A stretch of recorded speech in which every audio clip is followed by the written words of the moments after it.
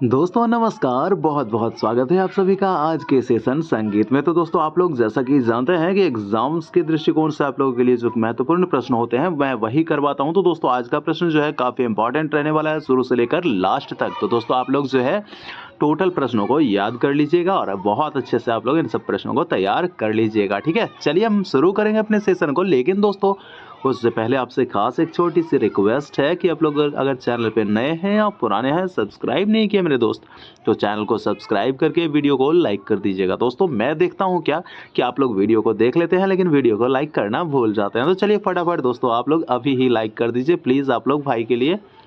तो चलिए देखते हैं पहला प्रश्न हमारा क्या पूछ रहा है। पहला प्रश्न हमारा कि भारतीय संगीत लगभग कितना वर्ष पुराना माना जाता है। तो दोस्तों भारतीय संगीत की बात हो रही है कि कितना वर्ष पुराना माना जाता है, यानी कि इसका जो वर्ष जो है दोस्तों अगर बात कर लेंगे तो ये इसका सही जवाब हो जाएगा ऑप्शन नंबर सी, यानी कि भारतीय संगीत लगभग 8000 वर्ष जो है दोस्त मेरे पुराना माना जाता है। ठीक है, कॉन्सेप्ट क्लियर। आगे देखिए, वैदिक काल में स्वर को किसकी संज्ञा दी गई थी। देखिए वैदिक काल यानी कि काल, जैसा कि आप लोग जानते हैं कि काल जो है आपका ये प्राचीन काल के अंतर्गत, वैसे तो काल को 3 भागों में बांट कर ही पढ़ते हैं। काल को 3 भाग में बांटते हैं ना भाई, एक प्राचीन काल, मध्य काल और आज का ये आधुनिक काल। तो काल को 3 भागों में बांट के चलते हैं। लेकिन यहाँ क्या पूछ रहा है कि वैदिक काल में स्वरों को किसकी संज्ञा दी गई थी। देखिए वैदिक काल में जो स्वर को जो संज्ञा दिया गया था दोस्तों, वहाँ क्या कहा जाता था, यम कहा जाता था। लेकिन अगर आप देख रहे होंगे तुर्य, तो ये रामायण काल की बात हो जाएगी, तब आपका तुर्य होगा। ठीक है, लेकिन अगर आपसे पूछा जाए कि वैदिक काल में स्वरों को किसकी संज्ञा दी गई थी, तब आपको केवल यम ही बताना है। ठीक है, चलिए आगे देख लेते हैं दोस्त मेरे। अगला प्रश्न है हमारा, क्या पूछ रहा है कि वैदिक काल में सामिक कहा जाता था। देखिए सामिक, तो आप लोग को पता है कि सामिक जो होते थे किनको कहा जाता था, तो जो 3 स्वरों का जो गान होता था दोस्तों, यानी उदात, अनुदात और स्वरित, ये क्या थे, वैदिक काल के 3 स्वर माने जाते थे। ठीक है, तो वही तीनों स्वर में जो गान होता था उस गान को क्या कहते थे, तो उसी गान को सामिक कहते थे। तो सामिक कहा जाता था, इसका जवाब हो जाएगा 3 स्वरों के गान को। ठीक है, चलिए अब देख लेते हैं अगला हमारा प्रश्न क्या है। नंबर 4 हमारा प्रश्न हो जाएगा कि वैदिक काल में सामिक स्वर कहलाते थे। देखिए वैदिक काल की अगर हम बात कर लेंगे, सामिक स्वर की बात करेंगे, तो वैदिक काल में जो सामिक स्वर कहलाते थे, तो भाई ये आपके 3 स्वर थे ना, तो इसमें आपके उदात, अनुदात, स्वरित थे। लेकिन उसके लिए वहाँ पे क्या थे, ग और रे और सा भी स्वर मिल गए थे उस समय। इसलिए जो है आपका, जैसा कि आप लोग को बताए थे पिछले सेशन में ना, कि अवरोही क्रम में हुआ करते थे। वैदिक काल जो है उस समय का जो है आपका स्वर कैसा होता था, अवरोही क्रम में, यानी कि वो आपके घटते क्रम में जो है स्वर वहाँ पे होते थे। ठीक है, तो सबसे पहले जैसे कि आप लोग जानते हैं ग स्वर की प्राप्ति हुई, उसके बाद फिर रे, उसके बाद फिर सा, तो यही पूछा जा रहा है। और इसमें जैसा कि आप लोग को बता दूं कि ग जो है आपका क्या है, ग और नी क्या होता है, द्वय द्वय निषाद गंधारते। तो गंधार और निषाद जो है उसकी 2 श्रुतियां, यानी 2 श्रुति वाले उदात हो जाते थे और ये 3 श्रुति वाले अनुदात और 4 श्रुति वाले स्वरित।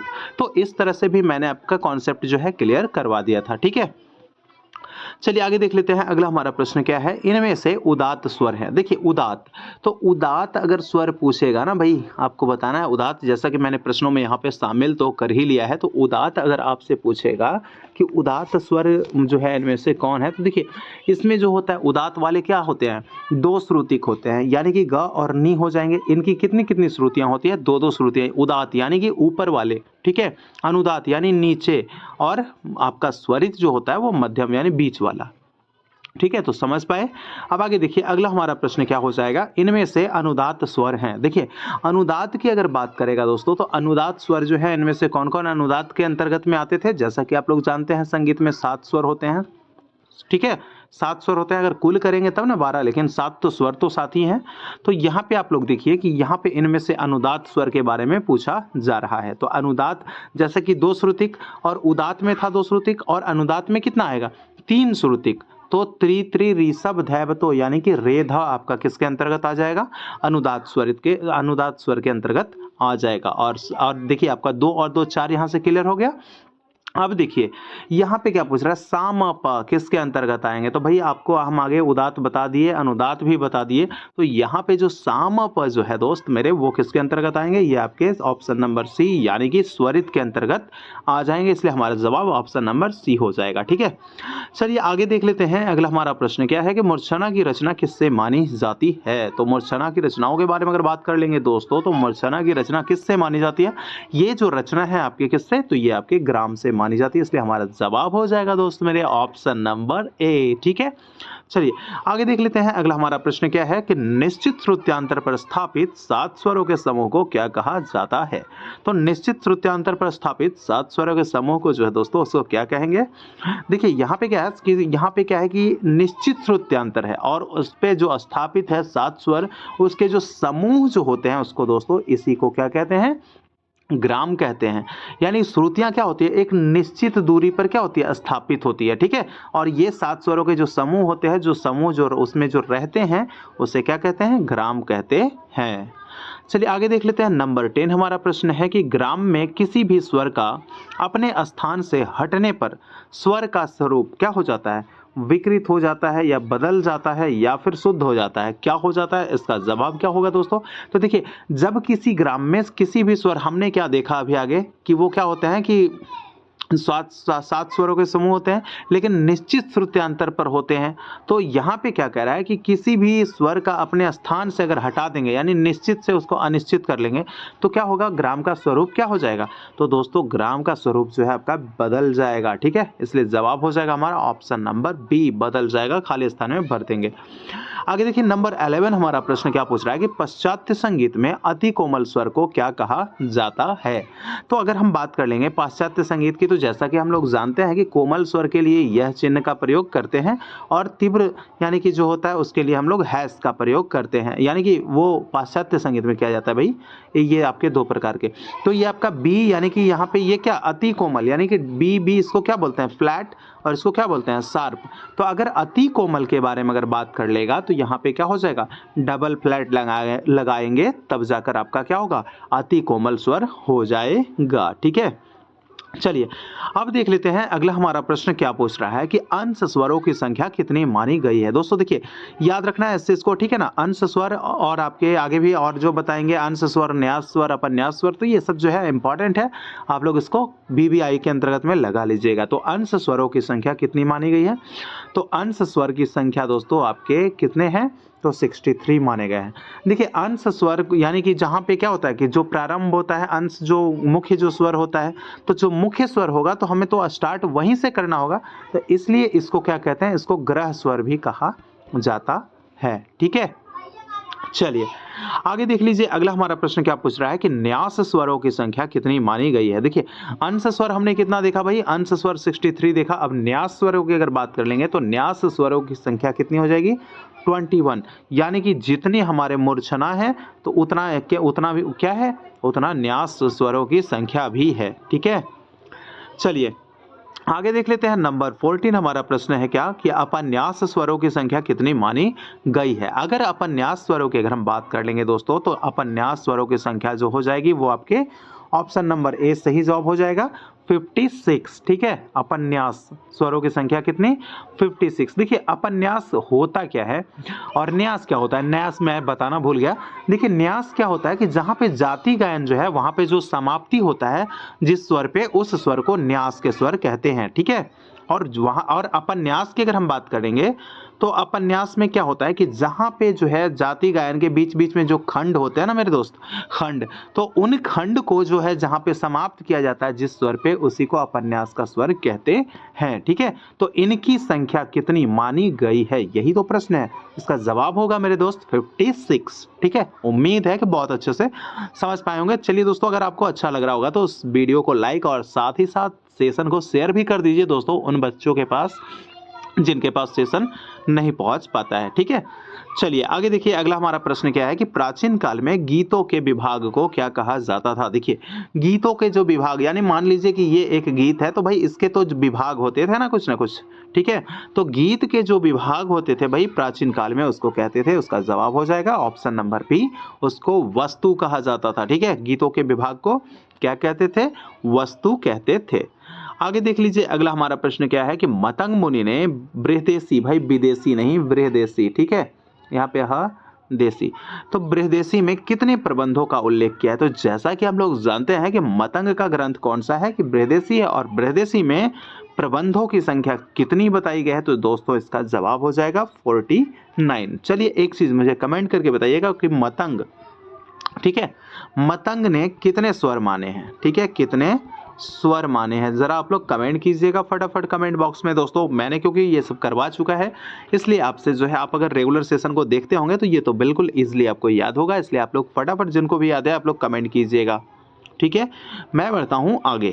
नंबर 17 हमारा प्रश्न क्या पूछ रहा है दोस्तों कि सारंगदेव ने प्रबंध को कितने वर्गों में विभाजित किया है? अगर हम सारंगदेव की बात कर लेंगे तो सारंगदेव ने संगीत रत्नाकर नामक ग्रंथ जो है दोस्त मेरे लिखा है, और वो भी कब? 13वीं शताब्दी में। तो क्या पूछ रहा है कि प्रबंध को कितने वर्गों में विभाजित किया है? तो दोस्तों नंबर 17 इसका जो जवाब हो जाएगा, आपका जवाब होने वाला है 3, ऑप्शन नंबर ए। इसमें कि आपका सुड प्रबंध, आपका आलिक्रम प्रबंध, उसके बाद फिर विप्रकीर्ण प्रबंध। तो ये 3 प्रकार के प्रबंधों के बारे में वर्णन किया है, 3 प्रकार के बारे में वर्गों में विभाजित किया है, किसको? तो प्रबंध को, ठीक है जी। आगे देख लेते हैं अगला हमारा प्रश्न क्या है कि प्रबंध, ठीक है, ये भाई प्रबंधन नहीं है, प्रबंध के कितने अंग होते हैं? भाई देखिए, अगर प्रबंध के अंगों की अगर बात कर लेगा तो प्रबंध के अंग, तो प्रबंध के अंग अगर पूछते जब भी, तो आपको जवाब क्या देना दोस्तों? इसका जवाब देना है ऑप्शन नंबर बी, यानी कि 6, ठीक है। कौन कौन से? स्वर, विरुद्ध, पद, तेनक, पाठ और ताल। ये आपके 6 प्रकार के क्या हो गए? प्रबंध के अंग हो गए। तो आपको याद रखना है स्वर, विरुद्ध, पद, तेनक, पाठ और ताल। आगे देख लीजिए अगला हमारा प्रश्न क्या हो जाएगा, नंबर 19 कि प्रबंध के कितने धातु माने गए? देखिए धातुओं की अगर हम बात कर लेंगे प्रबंध के, तो धातुओं की संख्या दोस्तों 4 हो जाएंगे, ठीक है। लेकिन वहीं आपसे अंग जो पूछा था कि प्रबंध के कितने अंग, तो भाई अंग 6 हो जाते हैं, ठीक है, अंग 6 और धातु कितने? 4। तो इसका जवाब हो जाएगा ऑप्शन नंबर ए, यानी प्रबंध के कितने धातु? तो 4 धातु। कौन कौन से धातु हो जाते हैं भाई? तो आपका हो जाता है एक उद्ग्राह, फिर हो जाता है आपका ध्रुव, उसके बाद हो जाता है मेलापक, और एक और क्या हो जाता है? आभोग, ठीक है। तो ये आपको याद रखना है, 4 प्रकार के प्रबंध के धातु माने जाते हैं। चलिए अब देख लेते हैं यहाँ पे नंबर 20 हमारा प्रश्न है दोस्तों कि वादी और संवादी स्वरों के बीच कितने स्वरों की दूरी होती है? देखिए वादी और संवादी अगर स्वरों की अगर हम बात कर लेंगे तो वादी और संवादी स्वरों के बीच की जो दूरी होती है दोस्तों, ये आपके 4 से 5 स्वरों के बीच की दूरी होती है। तो इसलिए हमारा 4 भी हो जाएगा, 5 भी हो जाएगा, तो हमारा उपयुक्त में से एक से अधिक यहाँ पे आंसर बन जाएगा। क्यों? क्योंकि देखिए आप लोग एक चीज बोलिएगा, कमेंट कीजिएगा कि यहाँ पे 9 से 13 क्यों नहीं है भाई? तो 9 से 13 इसलिए नहीं है कि 9 से 13 श्रुति होता है, लेकिन पूछ क्या रहा है यहाँ पे? स्वर पूछ रहा है दोस्त। तो इसलिए जो है आपको मैं बता दूं कि यहाँ पे 9 से 13 जो है नहीं होगा, ठीक है। तो यहाँ पे होगा क्या? तो भाई 4 से 5 स्वरों की दूरी होती है, क्योंकि स्वर है ना भाई, वादी और संवादी स्वरों के बीच स्वर है ना। जैसे कि आपको बता दूं सा और प कितना कितना होता है, तो इसमें आपका 5 स्वर की दूरी हो जा रहा है, ठीक है। इसमें आप जैसे कि अगर बात कर लेंगे रे और प भी तो होता है किसी का वादी संवादी, तो इसमें कितनी स्वरों की दूरी होती है? तो इसमें 4 हो रहा है। तो भाई यही चीज पूछ रहा है कि वादी और संवादी स्वरों के बीच कितने स्वरों की दूरी होती है? तो या तो 4 होगी या 5 होगी, तो 4 से 5 स्वर मान लिया जाता है, ठीक है। चलिए अब देख लेते हैं नंबर 21 हमारा प्रश्न है कि संगीत में जो समय लगता है उसे क्या कहते हैं? ठीक है, तो संगीत में जो समय लगता है उसे क्या कहते हैं? तो दोस्तों 21 नंबर का जो हमारा जवाब हो जाएगा वो जवाब है हमारा, उसे कहते हैं, क्या कहते हैं दोस्तों? उसे कहते हैं काल, ठीक है। तो समय जो लगता है संगीत में उसे कहते हैं काल, ठीक है। आगे देखिए अगला हमारा प्रश्न क्या हो जाएगा, 22 नंबर का प्रश्न है कि किसी भी ताल के मात्राओं को गिनना क्या कहलाता है? देखिए हम गिन रहे हैं, यानी कि क्या कर रहे हैं? हम क्रिया कर रहे हैं, हम कर रहे हैं ना भाई, हम क्या कर रहे हैं? तो गिनने की क्रिया कर रहे हैं, तो इसको क्या कहेंगे? यानी हम क्या कर रहे हैं? गिन रहे हैं, तो गिनेंगे तो इसको क्या कहेंगे? क्रिया, ठीक है। और क्रिया के कितने प्रकार? 2 प्रकार, एक आपके सशब्द क्रिया और दूसरे आपके निशब्द क्रिया। तो ये आपके किस में चल रहे हैं? हम ताल के जो 10 प्राण है ना भाई, 10 प्राण, ताल के जो 10 प्राण है, हम उसी के बारे में आप लोग को बता रहे हैं। शॉर्ट में जो आपका पूछा जाता है ताल के प्राणों के बारे में, उसी के बारे में हम लोग बता रहे हैं अभी आपको, ठीक है। तो 2 प्रकार के क्रिया, सशब्द और निशब्द। आगे देखिए अगला हमारा प्रश्न क्या हो जाता है कि ताल में काल की इकाई को क्या कहा जाता है। तो दोस्तों देखिए ताल में काल की इकाई को क्या कहते हैं, तो ताल में काल की जो इकाई होती है उसे क्या कहा जाता है, तो ताल में काल की इकाई को कला कहते हैं। जवाब हो जाएगा हमारा ऑप्शन नंबर ए कला। तो ताल में काल की इकाई को कला कहते हैं, यानी कि कला जिसको कि मात्रा के नाम से भी जाना जाता है। ठीक है, तो ताल में जो जैसे कि मान लीजिए आपका एक ताल है, ठीक है, जैसे कि मान लीजिए आपका एक ताल है, तो एक ताल में मात्रा कितने हो गए, 12 मात्रा। तो यहाँ से लेके जो इसके बोल हैं, तो यहाँ से जो यहाँ तक जो लास्ट में जो होता है ना, तो उसकी जो इकाई होती है मापने वाले, उसको क्या कहते हैं, उसको कहते हैं कला या मात्रा कहते हैं। ठीक है, चलिए अब देख लेते हैं 24 नंबर का प्रश्न है हमारा। क्या पूछ रहा है कि निश्चित काल से युक्त मात्राओं के समूह को क्या कहा जाता है। तो निश्चित काल से अगर युक्त मात्राओं के समूह को अगर पूछेगा, तो देखिए काल कैसा है भाई, निश्चित है, और इसमें क्या है कि काल से युक्त मात्रा के जो समूह हैं उसको क्या कहेंगे, तो उसको कह देंगे, क्या कहेंगे, ऑप्शन नंबर बी इसका सही जवाब हो जाएगा मार्ग। ठीक है, निश्चित काल से युक्त मात्राओं के समूह को मार्ग कहते हैं। ठीक है, यहाँ पे 0 और यहाँ पे 0, तो यहाँ पे जो आपका मार्ग जो हो गया, तो ये आपका यहाँ क्या है, यहाँ से यहाँ क्या हो जाते हैं, निश्चित काल हो गया, यानी कि यहाँ से यहाँ जो समय लगा निश्चित काल जो हो गया आपके, तो युक्त मात्राओं से, यानी इसमें जो मात्रा है और इसी के जो समूह जो होते हैं इसी को मार्ग कहते हैं। मार्ग का अर्थ क्या होता है, रास्ता, यानी भाई यहाँ से हमको यहाँ जाना, ये जाने का रास्ता था। ठीक है, तो ये आपका मार्ग कहलाया। चलिए आगे देख लेते हैं 25 नंबर का प्रश्न है कि ताल के समय का भिन्न भिन्न भाग। देखिए ताल जो जैसा कि आप लोग जानते हैं कि ताल में जो समय होता है उसके क्या होते हैं, भिन्न भिन्न भाग को क्या कहते हैं। तो जो समय होता है, यानी कि जो यहाँ पे धा धिन धा, उसका फिर थोड़ा रुके, तो इसके जो ये जो भाग होते हैं, फिर धा तीन ना, इस तरह से अगर मान लीजिए कोई बोल है, तो उसमें क्या होता है कि ये अंग हो जाते हैं भाई, ये उसके क्या हो जाते हैं, यहाँ पे एक अंग दो, ये क्या है, अंग हो जाते हैं। इसलिए इसका जवाब हो जाएगा ऑप्शन नंबर सी, उसको क्या कहते हैं, उसको कहते हैं मेरे दोस्त अंग। ठीक है, और ये अंग की अगर हम बात कर लेंगे, तो ये अंग आपके 6 प्रकार के होते हैं। ठीक है, कौन कौन से, एक तो हो जाता है आपका अनुद्रुत, ठीक है, अनुद्रुत, द्रुत, अनुद्रुत के बाद द्रुत, लघु, उसके बाद फिर आपका हो जाता है गुरु, उसके बाद फिर हो जाता है प्लुत, और ये काकपद प्लस वाला। ठीक है, ये मैंने सैम्बल लिख दिया दोस्त, ये आपके अनुद्रुत, द्रुत, लघु, गुरु, प्लुत और काकपद प्लस। ठीक है, ये मैंने सैम्बल लिख दिया। अगर मात्राओं की बात करेंगे तो मात्रा अनुद्रुत का 1 होता है, अनुद्रुत, द्रुत का 2 होता है, अनुद्रुत उसके बाद फिर द्रुत, उसके बाद फिर क्या होता है, लघु का 4 होता है, गुरु का 8 हो जाएगा, प्लुत का 12 होता है, और आपके काकपद का यहाँ पे लिख देता हूँ मैं, काकपद का 16 होता है। तो ये क्या है, ये मात्रा है, लघु के मात्राएं हैं। ठीक है, ये आपके ताल में समझ रहे हैं ना, मैंने क्या बताया, ताल के 6 अंग है, और ये जो 6 अंग है इनमें क्या होता है कि अनुद्रुत होता है, द्रुत होता है, लघु, गुरु, प्लुत और काकपद। तो ये आपका चिन्ह है, उसका ये चिन्ह है, और ये उसकी मात्राएं हैं, तो ये भी याद कर लीजिएगा। ठीक है, मैं स्पेशल कभी कोई सेशन में बहुत अच्छे से करवा भी दूंगा। वैसे आप लोग यहाँ पे जो करवा रहा हूँ आप लोग जानते चलिए, देखते चलिए, ताकि जितना भी आएगा ना भाई वो आप लोगों के लिए आसानी हो जाए मेरे दोस्त। ठीक है, चलिए आगे देख लीजिए 26 नंबर का प्रश्न है कि लय के चाल क्रम को क्या कहते हैं। देखिए लय के चाल क्रम को भैया क्या कहते हैं, तो इसके चाल क्रम को मैंने करवा चुका है ये सब प्रश्न। लय के चाल क्रम को यति कहा जाता है, इसका जवाब हो जाएगा ऑप्शन नंबर सी। और यति क्या होता है, यति जो होता है, यति के कितने प्रकार होते हैं ये पूछे जाते हैं, तो यति के 5 प्रकार माने जाते हैं। कौन कौन सा यति होते हैं, तो आपका समायति होता है, समायति, स्त्रोगता, मृदंगा, पिपीलिका, गोपुच्छा, तो ये सब क्या है, ये सब यति के प्रकार हैं। ठीक है, तो ये आपके 5 प्रकार हैं। आपने नोट कर लिया होगा तो बहुत अच्छा है, चलिए नोट कर लीजिए, नहीं तो कौन सा होता है, एक होता है आपका समायति, फिर होता है अस्त्रोगतायति, उसके बाद फिर होता है मृदंगा। ठीक है, मैं जहाँ तहाँ दोस्तों लिख रहा हूँ, लेकिन आप लोग लाइन से लिखिएगा, मृदंगा, उसके बाद फिर होता है आपका पिपीलिका।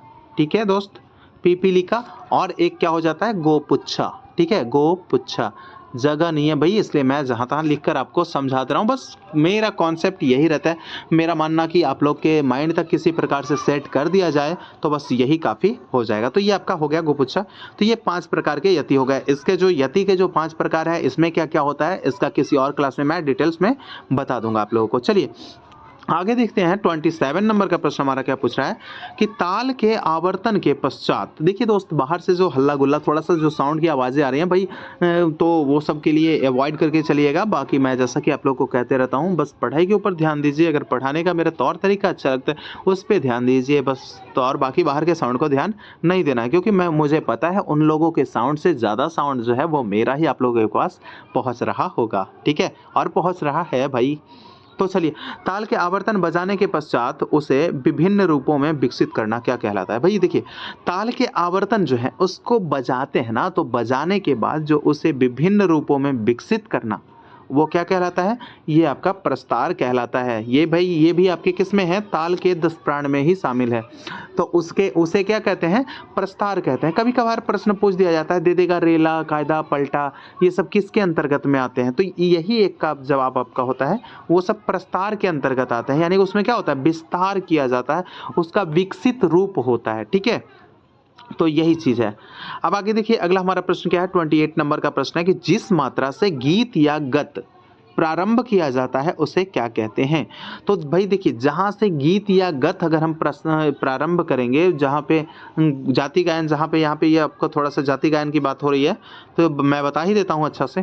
तो ये देखिए, जहाँ से आपका गीत या गत यानी कि या फिर जाति गायन की बात हो करें, तो वो भी चीज़ यही होता था कि जिस मात्रा से गीत या गत प्रारंभ किया जाता था उसे क्या कहते हैं? उसे कहा जाता है ग्रह स्वर, ठीक है। उसे क्या कहते हैं?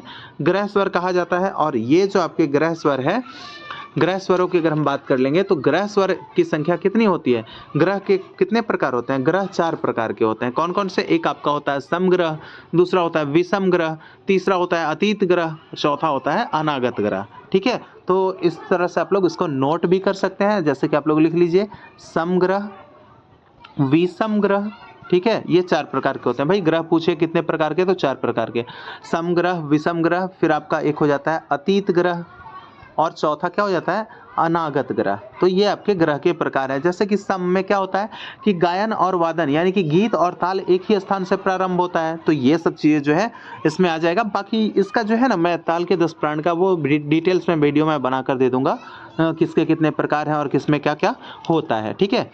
चलिए आगे देख लीजिए, अगला हमारा प्रश्न है 29 नंबर का कि ताल की गति को क्या कहा जाता है? तो देखिए, ताल की अगर हम गति की अगर हम बात करेंगे तो गति को क्या कहेंगे?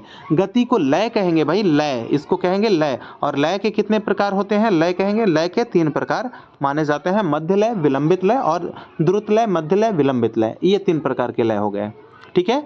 द्रुत लय, मध्य लय और विलंबित लय। चलिए आगे देख लीजिए, अगला हमारा प्रश्न जो है दोस्तों, यहाँ पे लास्ट नंबर का प्रश्न है। यहाँ पे क्या पूछ रहा है? अनुद्रुत, गुरु, प्लूत, कागपद, ये सब क्या है? ये यहाँ पे तो 3 ही नाम दिया गया है, तो ये सब क्या है? तो देखिए, अभी मैंने ऊपर बताया ना कि ये सब क्या है? ये सब ताल की क्या है भाई? ये सब ताल के क्या है? ताल के अंग हैं, ठीक है। ताल के अंग है। ताल की जातियां कितनी होती है? जातियां अगर पूछेगा तो 5 होगा। ताल के अंग ये आपके 6 होते हैं, जो कि मैंने बताया आपको, अनुद्रुत, द्रुत, लघु, गुरु, प्लूत, कागपद, ठीक है। और ये आपके ताल की जातियां पूछेगा तो ये 5 प्रकार के जातियां हो जाएंगे। और इसमें भी आपकी अगर बात कर लेंगे तो कौन कौन से? त्रिष्ट, चतस्थ, खंड, मिश्र, संकीर्ण, ये 5 प्रकार की जातियां। और यति के प्रकार मैंने अभी बता ही दिया ऊपर में आपको, समायति, गोपुक्षा, पिपीलंगा, पिपीलिका, मृदंगा, तो ये सब आपके यति के प्रकार हैं, ठीक है। तो दोस्तों ये थे आज के आपके इंपॉर्टेंट जो है 30 प्रश्न आपके आज क्लियर मैंने करवा दिया। तो चलिए आप लोग फटाफट कमेंट कीजिएगा कमेंट के माध्यम से कि आज का सेशन दोस्तों आप लोगों को कैसा लगा है। और हम दोस्त आपसे मिलेंगे अगले सेशन में कुछ नए प्रश्नों के साथ और नए जोश और एनर्जी के साथ दोस्तों। लेकिन आप लोग जोश और एनर्जी कम नहीं होने देना, तो प्लीज़ आप लोग वीडियो को लाइक करके चैनल को सब्सक्राइब और शेयर भी जरूर कर दिया कीजिएगा। बहुत बहुत धन्यवाद आपका, और हम मिलेंगे आपसे अगले सेशन में। जय हिंद, जय भारत।